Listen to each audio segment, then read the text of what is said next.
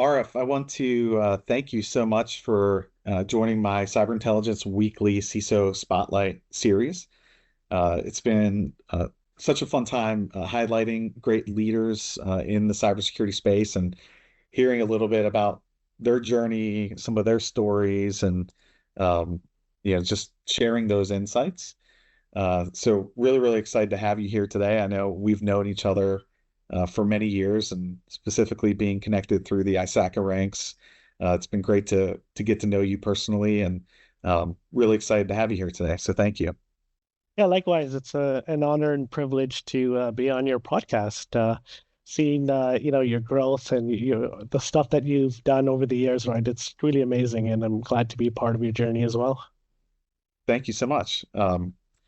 So maybe to just kind of get us started, do you want to give us a little bit of background on you? Give us maybe a quick history and Sure. lead us up to what you do today. Yeah. So I started my career journey. I did a computer science degree at a local university in Toronto. Programming, I did it, but I wasn't really into seeing myself as a developer. I looked at different opportunities and I started my career in software quality assurance. Enjoyed it, looking at different systems, functionalities, looking at problems. I have an eye of finding problems and both professionally and personally, right? I enjoyed my time doing software quality assurance, but I noticed that with a lot of, when times are tough, especially in R&D, who gets let go first? QA people, right? And also at that time there was outsourcing. A lot of those things were getting me worried. I said, okay, what do I do next, right? I don't Yeah. think QA is a safe area to be in. And now, like, with the questions around AI, right? That's also top of mind of any professionals, including cyber. So I said, okay, why don't I look into project management? I started doing some project management courses through this university in Toronto. They had this 8 course certificate. It was like a poor man's MBA. I did 3 of the courses, but I looked into project management. I said, you know what? I think this is not a difficult job, but it's a stressful job chasing people. And I said, I don't know if this is my cup of tea. A number of my buddies were CPAs, and they said, you know what? You're testing software. Why don't you test controls? I mean, I think that's a probably easy pivot. At that time, with the SOX and Enron and stuff, there was a need of a lot of auditors, right? Both obviously the external audit firms, but as well as a lot of the internal audit IT auditors they needed. So, lo and behold, I did my CISA. The local ISACA chapter had a 8-week course, all like, Deloitte partners teaching it. Did the course, passed my CISA on the first try, and then I joined RBC, Royal Bank of Canada, in their IT audit group because I had experience as an intern before at Royal Bank, as well as I was testing trading software. So they needed an auditor help with a lot of the wealth management and capital markets systems. So I got into IT audit, gave me a great foundation around cybersecurity, right? Because the essence is controls, right? Great starting point too. I know a lot of people are trying to break into cyber, they can't get in, but that's one of those great pivots. And if you want to get your entry and getting that foundation, IT audit was an amazing area. So I did that for about 3 years. Did a lot of travel globally as well, Sydney, New York, London, right? It was pretty interesting at that, Great places to doing visit. that. Yeah. And then one of the oddities liked me and the RBC Capital Markets. I went over and started dealing with my old team, right? Dealing with internal audits, regulatory compliance, doing some different initiatives, right? Around segregation of duties. Did that for about a year, and then an opportunity came with TD Bank to join their. At the time, it was known as Business Technology Risk Management, but basically, I joined as the BISO for retail banking. So I was doing security advisory. One of the things with audit is like, you find issues, but you can't really consult. So this was my opportunity to like, provide advisory, right? It gave me a good feel of business banking, retail banking, I had payments, credit cards, did a lot of that about roughly close to 4 years. And then I said, what's next? One of the gaps in my professional experience was that I've never worked in professional services like yourself. I'm like, okay, how do I grow professionally, right? And uh, TD Bank at the time had an MRA with the U.S. regulator on their third-party risk management processes. So we created a third-party risk management, cyber risk management team within cybersecurity. Joined the Yep. team, did external audits, but not under the internal audit. So it's more of a risk-based assessments. Did some very large companies you've heard of, others mid-size, some startups, etc. Gave me a good understanding of looking outside in. And then my next role was, okay, what do I do next? Equifax has this major breach. They need people. The Equifax Canadian entity was not breached, but they were going through a lot of heat through customers. And I was brought in to build out a customer trust function, really work towards, dealing with customer audits, helping a company that's been breached, your ISO, your SOC, your PCI is gone. So I had to get my ISO 27001 training, got the ISO 27001 back for Canada. The Canadian entity did it separately than the US arm. Did some crazy audits with some very difficult Canadian banking and telco customers. Some of them were pretty rough because at that time, they wanted to full transparency, but I worked towards getting a lot of that stuff remediated, really bringing back the assurance that the customers wanted. And then I was also successful in getting a number of major Canadian banks and telcos to agree to one audit. And I actually presented at the RSA conference, right, on that presentation. So that was Amazing. a good understanding it. I really connected with the sales and marketing teams, and gave me a different perspective, right, from being at the banking side to being at a service provider. And then an opportunity arose with Munich Re is a very large German reinsurance company. They have about 900 legal entities worldwide. They stood up a digital insurance agency, and I had an opportunity to join them as their first CISO. It was a very fast-paced environment, good organization, had some interesting plans in mind. So I was there for about a year, but unfortunately, one of the questions I didn't ask was revenue. And that entity was in the red. They had changes in between, and the new executive that took over didn't have the appetite to continue running it, and they shut that entity down. They took some time off, looked at different opportunities, and this opportunity came up with C&R Software. They were a divestiture from FICO. Interestingly, FICO had a very centralized security team. So when they sold the company, a lot of that back office was not there. And I was brought in to come in and build the cybersecurity team, get all the external audits back. I bet we have some large banking customers, redo assurance.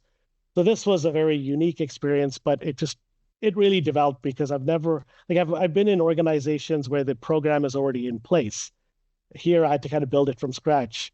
And it was just an amazing experience, and just it really built me up.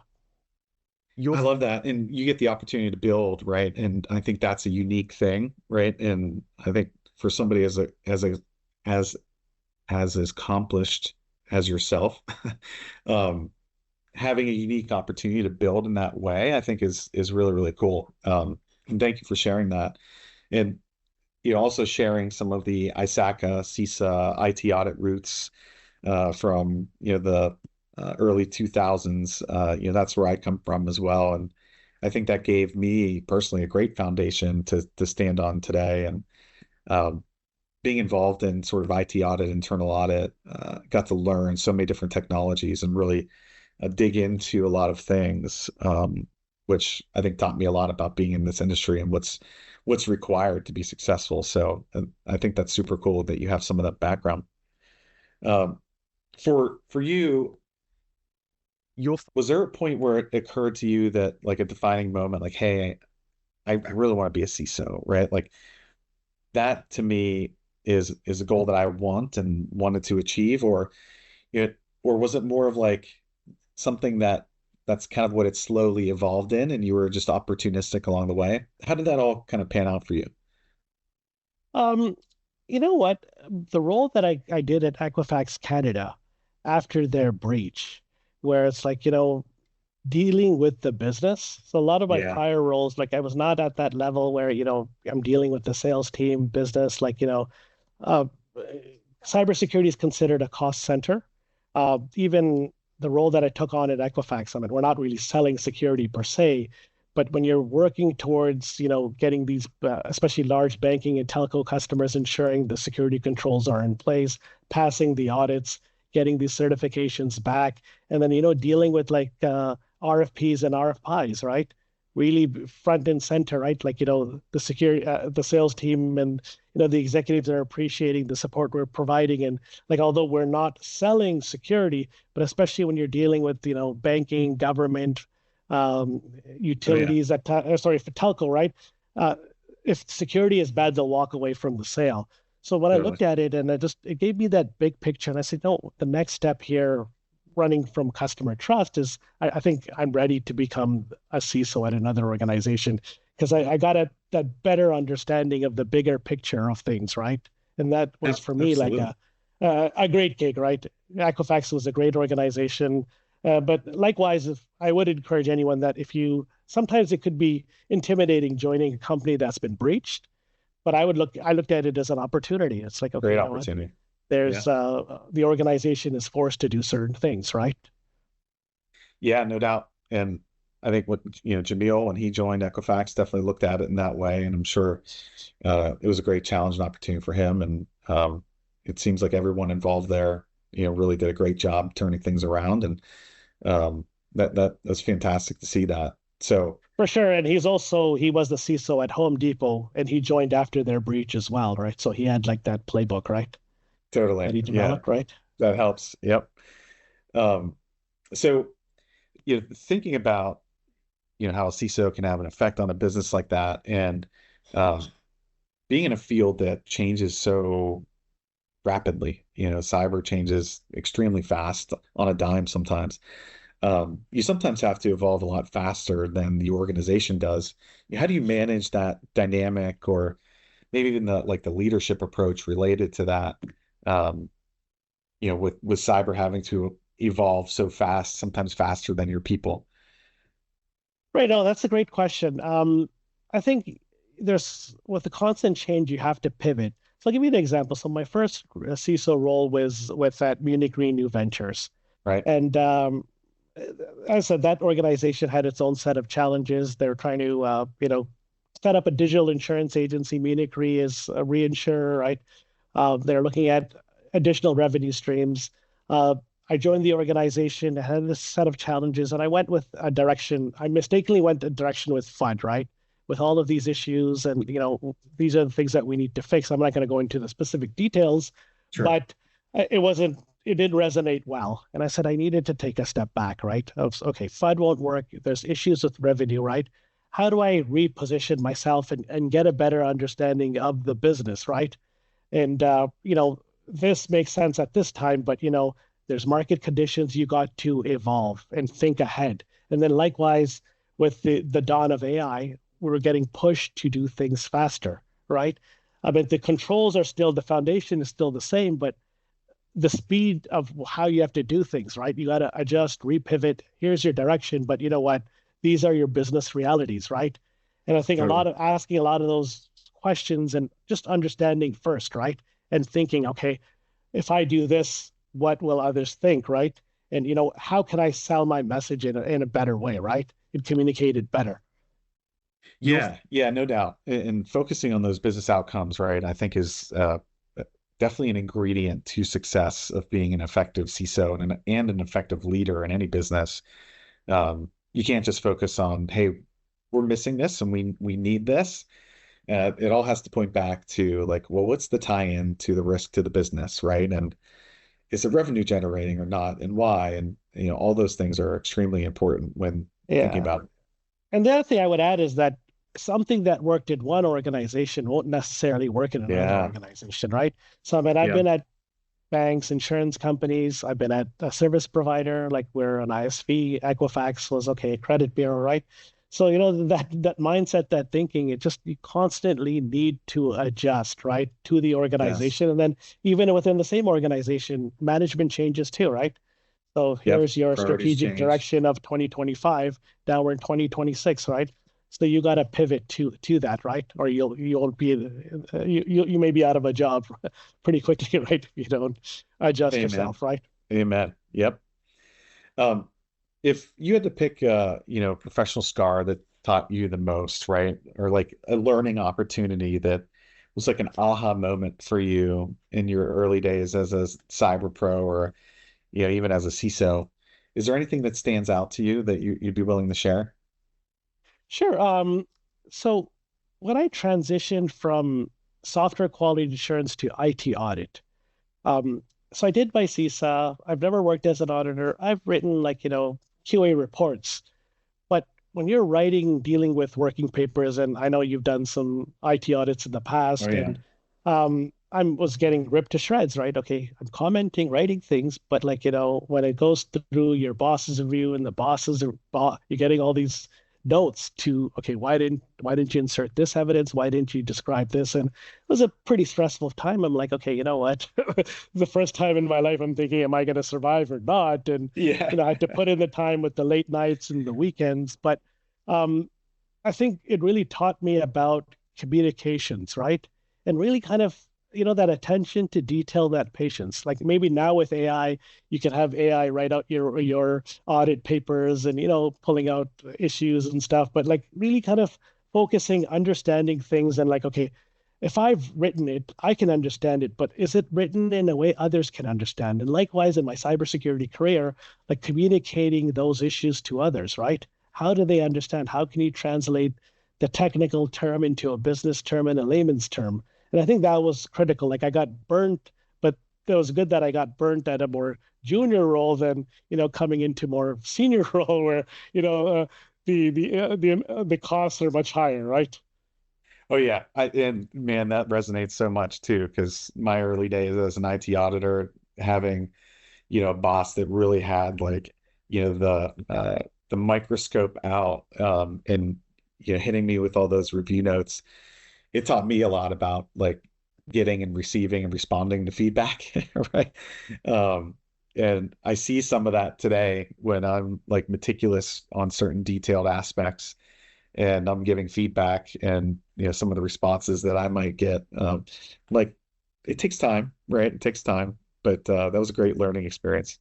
No, but even when I'm dealing with my own team, when I'm providing feedback, I'm actually giving them a lot of details where it's like just the way Yeah, that I got ripped into with some of those notes and stuff. And like, I'm very clear. Here's your document. I'm redlining it, right? Okay, yeah, this is off that. Like, I may not go in too much into grammar and stuff, but at least like the substance, right, has to be absolutely. clear, right?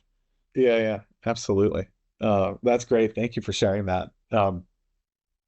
So shifting a little bit to like current cyber landscape and questions around that we love to explore. Um, would love to hear, I love to ask the question, what's overhyped in the security industry today? And um, you do have the permission, to say AI, but you also have the permission to talk about something else as well. But there's a lot of things that are hyped, maybe overhyped. What does that look like for you? Yeah, I would say that these advanced persistent threats by nation state actors.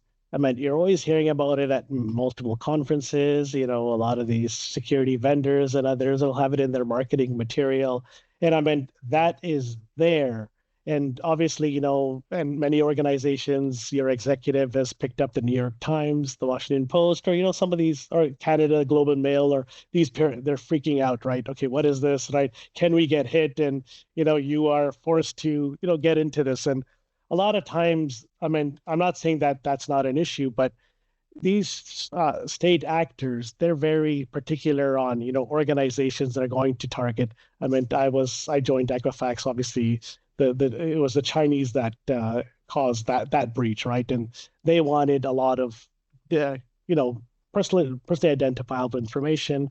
I mean, if you're in critical infrastructure, right? There's certain specific industries that are more targeted for that. And I No think doubt. that's where just you got to understand your business and like you may have to push back. I mean, there's other basic things around like, cyber hygiene or, IAM, other things that are more important, right? And then likewise with nation state actors, I meant even the Pentagon and like some very MI5, they get popped. Like so usually with Russians, Chinese, and maybe even Iranians, right? The amount of funds that they have, I meant it's obviously you want to mitigate the risk, but it just they're at another level, right? For a lot of these kind of other entities, right? If you're not in the Yeah. defense or that Yeah. space, right? To protect against those types of attacks. Yeah, it's asymmetric warfare for sure. And I think your point is spot on. Like we see the APT terms and we talk about TTPs and those types of things quite a bit. But in reality, most organizations out there don't have to worry about the APT threats. They have to deal with like the more opportunistic threats first and foremost. Um, and like you said, understanding your landscape and why should anyone care? What are the things that a threat actor would be after and why? Those are the types of things to think about when setting up and thinking about your defenses. So I think that's a great answer. Yeah, like I've been dealing with script kiddies, phishing, basic cyber hygiene, security awareness, etc. I mean, there's a lot of things, right, that No doubt. focus on the fundamentals, right? So, question about our teams. I often like to ask cyber leaders, CISOs. Um, you'll find in cybersecurity the people that are related to this work are really drawn into doing this work and doing it well. They're in it because they love it, right? That they really enjoy the work that they do. They like, the good guys versus the bad guys, dynamic. Um, but sometimes that could lead to overwork and burnout and unhealthy habits, let's say, um, especially in a field where the work can almost seem never ending. Would love to hear from you your sort of philosophies on like building happy and healthy and sustainable, teams when they're in sort of, this never ending cycle of there's never a shortage of work to do. So how do you keep your teams happy, healthy, feeling great? Yeah, so no, that's a great question. Part of like one of the things I've been very with my teams is look at automation, right? How do Yeah. we make things automate things? Like I know at the security my SecOps teams looking at ways with different tools and running scripts and dashboards. Like you're doing repetitive work, how do you speed it up, right? With the dawn of AI and we have access to Copilot and other tools, right? Um, Automation goes a long way. I mean, with the GRC team, I have some people that are quite more technical, like, start pulling scripts to pull evidence instead of asking and waiting Yeah. on people for things, right? Um, Working on like how do you get things and just speed up your report writing, right? I mean, it's quite, you know, writing incident reports, risk assessments, etc., right? Working through that. How do you manage that? I have a PM now, so I've ensured that there's better tasks tracking and scheduling. So if a lot of people have too much things on their plate, then we can kind of shift it and just balance resourcing, right? To manage that better. Where at times with lack of tracking, and there's some individuals that feel like what they don't want to complain, right?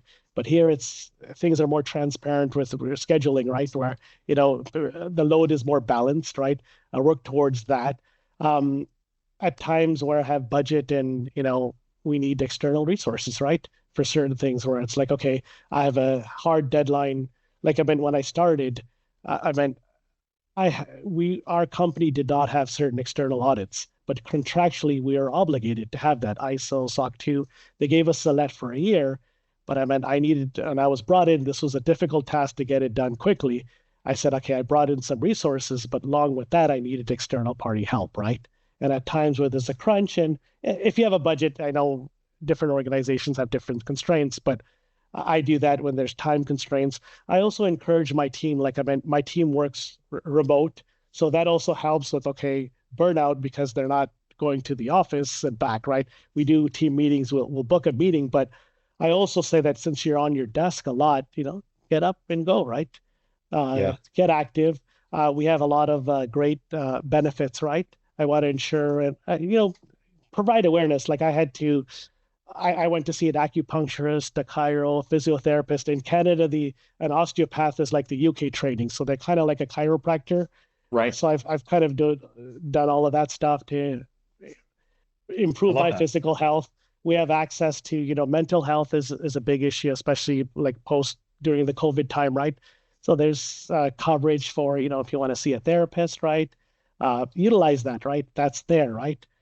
Work at ways eating healthier. There's different events that HR does, right? So encouraging people to make lifestyle changes, ensure their benefits are there. Then likewise, I do a lot of camaraderie, even though my team is remote on a quarterly basis. We'll have some type of outing. I did like a pickleball game, and I had one of my other vendors sponsor lunch and stuff. And it was nice, right? Like try to have some outings and just work through and have those conversations, right? Be very two-way conversations to ensure, right? People need help, we're here.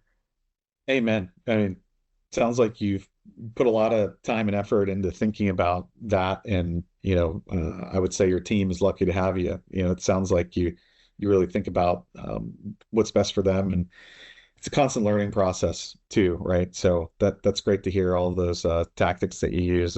That's fantastic.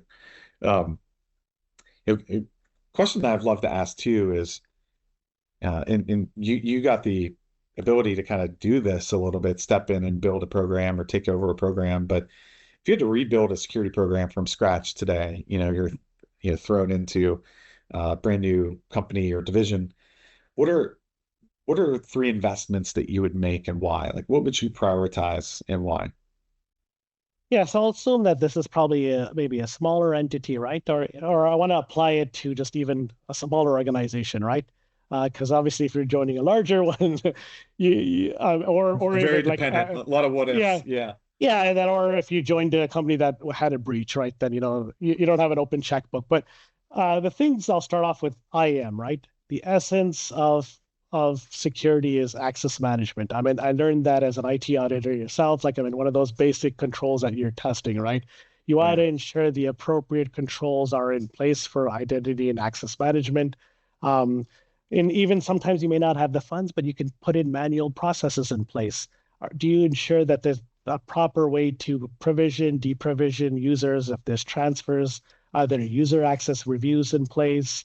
Do you have the means to manage privilege access? Like that's one of those dangerous ones where people have access back and forth. Is there processes in place? If you have the funds, obviously there's a lot of tooling that you can kind of put in place, and I won't name any tools, but to ensure that there's just objectivity. Like multi-factor authentication is one of those critical baseline. It's become a baseline now, putting in that place, putting in single sign-on, right?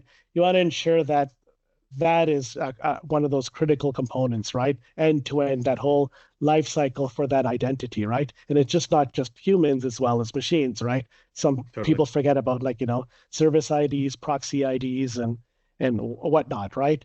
The other piece I would look into is obviously and EDR and endpoint detection and response, right? That is your first line of defense, whether it's on your users' laptops or servers as well, right? But you need to have continuous real-time monitoring, right? You want to ensure that, if something is downloaded, right, you have the controls to prevent it from doing further damage, right? You want to prevent data leakage. Some of these EDR tools can do user behavior analytics. Um, you want to ensure that, the alerts are there. If you have budget, you may want to have maybe your internal SOC, or you may need an external party. But at a minimum, even if you have a smaller security team and they're about of the jack of all trades, they're doing SecOps and GRC, et cetera, right? You need to have that capability, right? Because that's just, almost table stakes, right? Having an EDR, right? And last but not least is I think security awareness is critical because you can have the most expensive technical controls, but if the human link is off, I mean, you're done, right? I mean, you're seeing a lot of these social engineering attacks, phishing, et cetera. So you want to ensure that, security awareness is there, the user training is there, you have the appropriate policies, but you don't have these policies, but without the training, people don't understand it. A lot of misconception is many organizations, some staff members think that security is only the cybersecurity team's job, but it's everyone's responsibility, right? So they need to understand, um, their understanding of what's in place, what's wrong, what isn't working, and then even insider risk is a risk too, right? So especially with proper security awareness, we're not going to give them the secret sauce on what are the controls to prevent them, but Yep. there needs to be awareness where if you do something wrong, we will be alerted, right? As part of your Absolutely. awareness training, right? Those are all great. I mean, I think you even had them in the order that I was thinking in my head as well, and I think you hit on a lot of the great classics and the things that must be in place almost no matter what the environment looks like, and almost no matter the risk structure. Those are, some of the core basics you have to get really well. And I would say that still applies with that new AI, dawn of AI, right? I mean, Totally. still dealing with Core identities. concepts. I Yeah, meant EDR. I meant if the AI goes whack, right? It could be doing certain things, right, on your absolutely. systems, and then awareness is there with users, right? Especially using or especially updating your security awareness around AI security, right? Always. Absolutely. Um, Question for you around younger folks in cyber. We've seen a large amount of people breaking into the field, which is fantastic to see. We still need more of them. Um, I'm hearing more and more, a lot of younger individuals that aspire to be a CISO. They aspire to be, security leader. What's one of the biggest misconceptions that younger cyber professionals have in your mind about what being a CISO actually is and what it takes? Yeah, I would say that they primarily think it's a technical role. That what, Yeah, I can roll up my sleeves and do firewall changes, or I'm going to be doing a pen test or a red team, or maybe, I know some of them are bored with the GRC stuff, right? yeah. But I mean, they think of it as very technical, but the CISO role is more than technical. I think that understanding of the business is critical, and even if you're in public sector, right? I bet there's just a different thinking of, okay, what does a taxpayer want, right? With their funds. So kind of understanding that piece of like dealing with executives, understanding strategy, the big picture. Like cybersecurity is a component of the big picture of that business organization. Like how does it ensure it achieves its mandate, right? Um, Dealing with communications, right? I'm writing a lot of times. You Oh may think yeah, that the CISO is just at his desk doing whatever, very technical, but you're not dealing with people, right? And that yeah. it is not just written communications, verbal communications. A lot of technical people, because of all the report writing they do, they may be good at written communications, but their verbal communications around presentations and that just dealing with others at the executive layer and just that business terminology and jargon that they need to kind of readjust to, right? Yeah, yeah, and I think you hit the nail on the head, right? Understanding the business, communicating well, you're selling your ideas. There's like a sales component to it, whether you like sales or not. Like you're selling someone on your idea if you need to, get budget approved or resources aligned. Yeah, there's always selling involved too, which I think is really interesting. And that's kind of what you alluded to there as well. So, uh, a favorite question of mine that I have next is the billboard question. So, um, if you could put a message on a billboard that spoke to a newer CISO, a younger you back in the day, um, or whatever it might be, like what what's one thing that you would, put up on that billboard, a piece of advice, or uh, you know, it could be a funny message, whatever comes to mind. I would love to hear, like, what would you choose? I kind of stick to kind of the facts, right? So I'll say, understand the business and how cybersecurity supports the overall mission of the organization. Simple and just straightforward, right? Yeah, Like, yeah, yeah. And a thing that you need to be reminded of, right, in a role like that. And it doesn't hurt to have that reminder be ever present, because to your point earlier, I think it is easy sometimes to get lost in some of the details and some of the minutia of the specific tasks, but sort of reorienting yourself every once in a while to say, okay, let's zoom out. Let's focus on how this affects the business. How is this important to the business? And having that mindset to regularly like think that way, I think it's great. yeah, sometimes we get too indulged in the technical. Oh, here's the risk, but so what, right? So what, right? Yeah, exactly. It's the so what that matters, right? And that's what we have to, as leaders, articulate. So I think that's super cool. Are there any books concepts, philosophies, resources that you love that you would love to share with the audience? Yeah, so My there's a newsletter class. aside, Yeah, obviously, yeah, right? yeah. No, that's a great one too. I would say there's a book called How to Win Friends and Influence People from Dale The classic. Carnegie. Yeah. That's a classic, and I love that book, right? Like I read that many years ago, and that a lot of it is kind of common sense, but it just reiterates the point, right? How do you handle people? How do you get people to like you? Winning people over, right? Being a leader, like especially in cybersecurity, it has a bad rap, right? This is the organization of no, or it's really Right. slowing things down, right? Absolutely. And Yeah. I think to be a successful cybersecurity leader, you really need to kind of, build rapport and relationships with, different teams and really kind of understand them too. Like, we're saying a lot of things, but we need to listen more, right? Like, how do we understand their constraints? And likewise, how can we help them, right? Like the work that we're doing is helping them, but being more, how do you connect the dots, right? And I think that Yeah. aspect was just critical. We don't get that piece as from an organization perspective and just understanding people, right? And really understand being genuine too, right? Like smiling, like one of the things I do an annual newsletter, and I purposely had these headshots for my team members, and I said, you know what? Obviously, I want that formality because I want to show that service orientation, but you guys need to smile or at least grin, right? I don't want them to be stoic, right? And like, I don't want people to be scared of the security team, right? I want to have Yeah. relationships are important, right? Yeah. You want to seem friendly, inviting, like come to us for help. Like we will collaborate with you. Like we're not the stone wall that, people will make us out to be. And So even like a lot of times, most people, I mean, we're a company that's primarily remote, and many people are yeah. not on cameras, not on.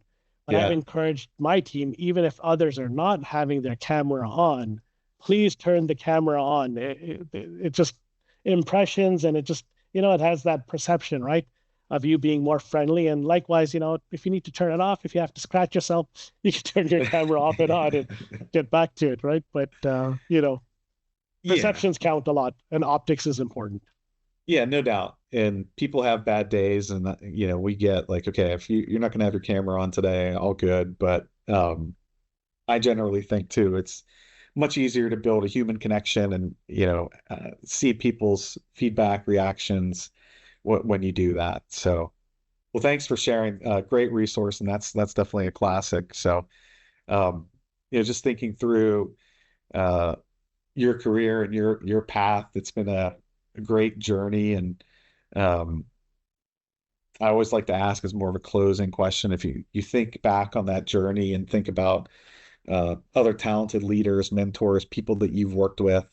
Um, selfishly, I would love to get them on this show, but also, if you had to, call someone out and thank them and show a little gratitude, is there anyone that comes to mind that you would love to shout out?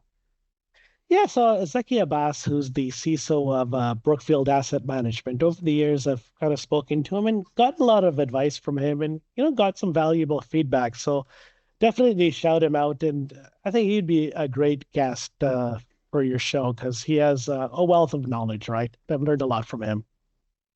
That's amazing, and I'm certain that he'll be flattered to hear that you shouted him out on this. So, um, most CISOs that I've interviewed as part of this have had lots of folks like that along their journey to thank. So we owe them that much at least, and I appreciate you sharing that.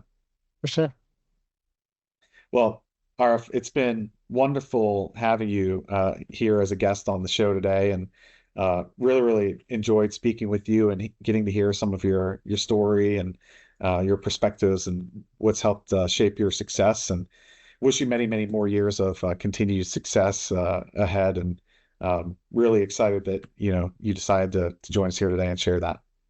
Yeah.